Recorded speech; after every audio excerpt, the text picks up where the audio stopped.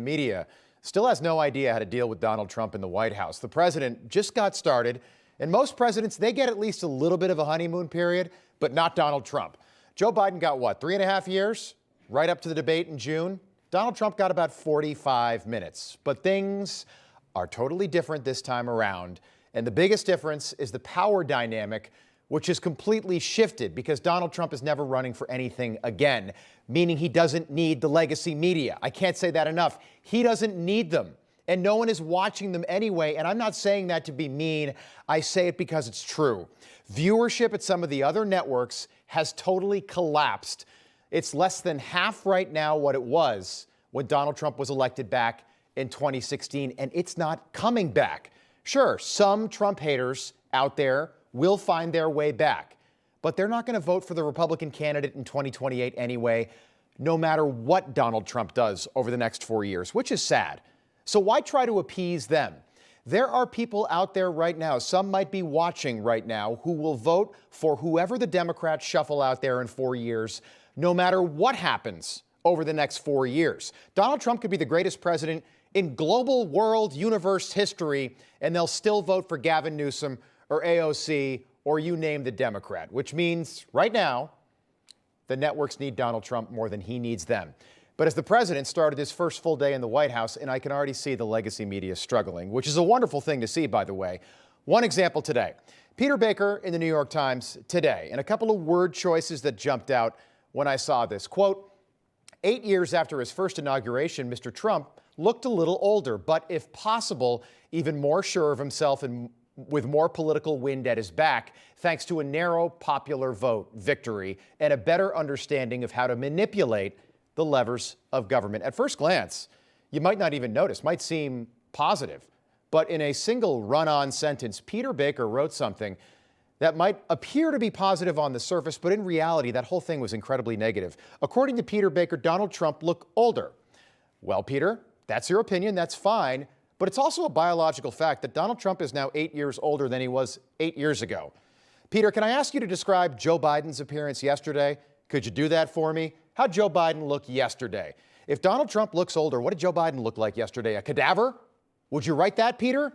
Did you write that, Peter? The answer to that is no.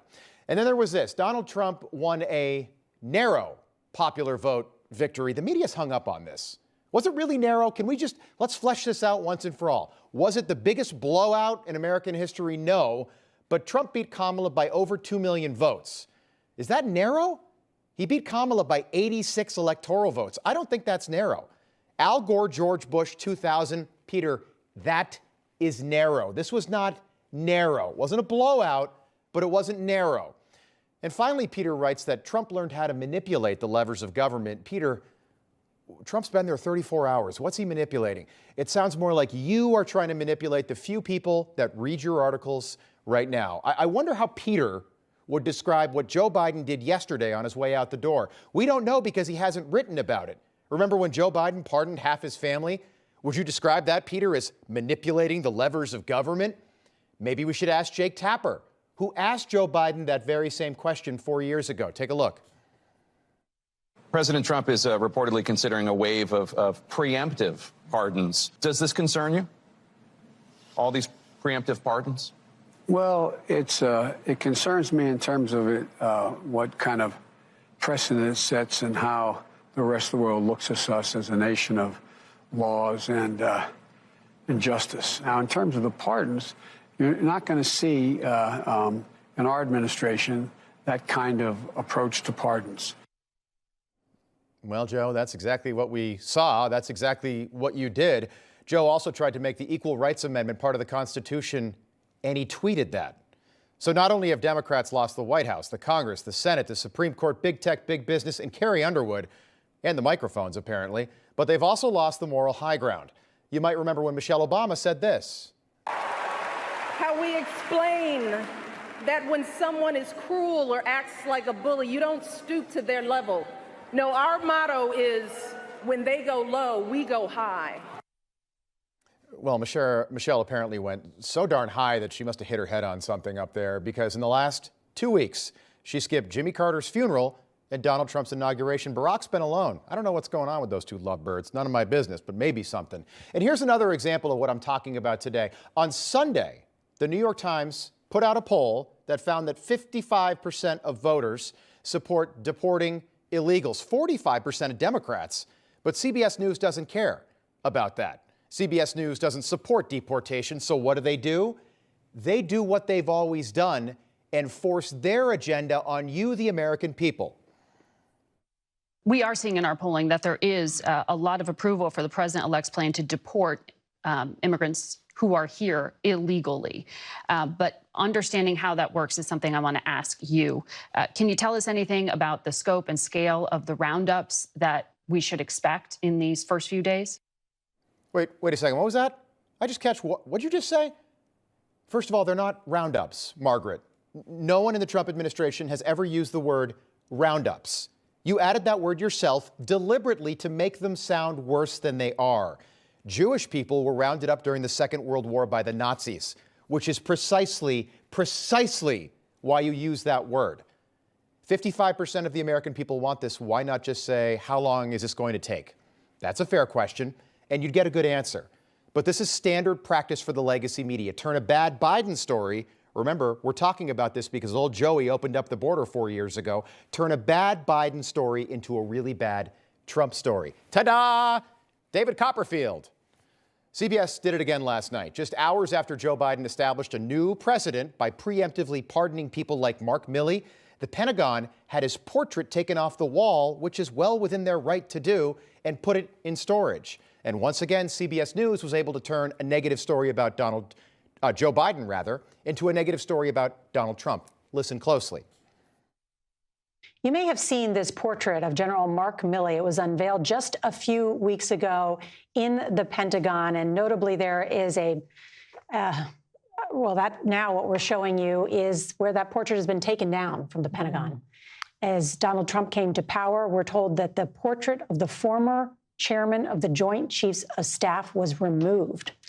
And highly unusual for a man who served 40 years in the U.S. military. But General Milley got on the wrong side of Donald Trump, and as a result, President Biden issued a pardon for Milley today.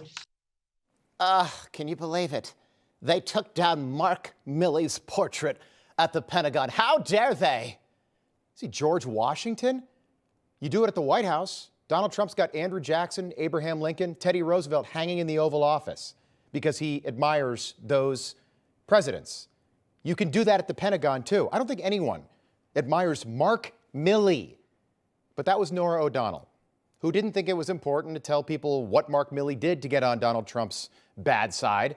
But she also made the Biden preemptive pardons sound noble in the process, which is all very strange to me because Norah O'Donnell was just fired as the anchor of the CBS Evening News, which nobody watches anyway. Again, I'm not saying that to be mean. I'm saying it because that is the truth. That's why people in this industry get fired. Her final show is in 2 days. It's Thursday. So what does Norah do in her final big broadcast on CBS as a network news anchor? She does exactly what she's always done. She lied to her audience again, and she continues to do it. It's like someone telling you to go to hell and somehow making it sound like a nice trip. That's Norah O'Donnell's career in broadcast news. That's it. And it was the same thing again from the Associated Press this morning, covering a negative Biden story in a way that somehow made it sound like a terribly negative Donald Trump story. Here's the headline. Breaking. President Biden, in his final act in office, issues pardons to his family members due to unrelenting attacks from President-elect Trump and his allies. Associated Press, who's not associated with any of the press, certainly not any of the legitimate press. Let's see who faced the unrelenting attacks, Associated Press. Was it Joe Biden or was it Donald Trump? Who's been attacked, arrested, charged, slandered, defamed more than any other politician in modern American history? Was it Joe Biden or was it Donald Trump, Associated Press? And let's see who's pardoned more people this century. George W. Bush pardoned 200 people. Donald Trump, 237 before he got reelected. Barack Obama, almost 2,000. Joe Biden, over 8,000. That is the most in U.S. history. And here's another example, according to CNN. Elon Musk, the world's richest man, And apparently he's also a Nazi. We didn't know this. Look at that Nazi salute right there.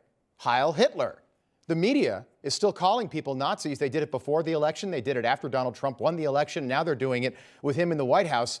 And here is the media describing this Nazi that we didn't know was among us, Elon Musk. So we just showed that. We just showed that. Right. It's worth salute. It was quick. I think our viewers are smart and they can take a look at that. But it certainly was. It's not something that you typically see at American political rallies. Let's put it that way. No, it was not something that you usually would see. And it was quick, as you point out. It was very quick, but it was in a moment of intensity for him as he came out dancing, and then he did that. Really? So no one's going to correct that? No producer? No one's going to say, guys, he's the world's richest man. Okay, we don't want to defame him and get sued. Okay, he was saying, my heart, you have my heart, everybody.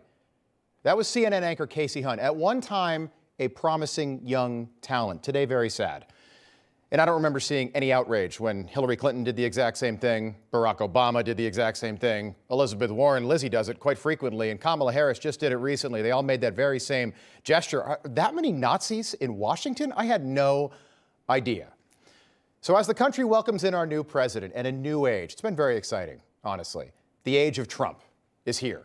It's important for the public to see what the media really are. They're not journalists. These aren't journalists. These are activists. Activists who don't seem to bother Donald Trump in the slightest. The media always want Donald Trump to change who he is. They think he's going to change his persona when he gets into the Oval Office and mute his magic, which is remarkably short-sighted. Why would he want to change, which got him into the White House twice? Why would he want to please them, a group of like 500 people spread out across 5 newsrooms? He's not going to do it. This is what got him elected. This is what makes Donald Trump really likable. And as Democrats try to rebuild, they are dealing with a sobering reality right now. Donald Trump is no longer an outsider. Donald Trump is the political insider right now. An insider leaving a movement, and for the first time in decades, the media can't help Democrats find their way out of this problem because nobody is watching the legacy media anymore. Information. Truth. Is freedom. Is Newsmax. It's real news for real people.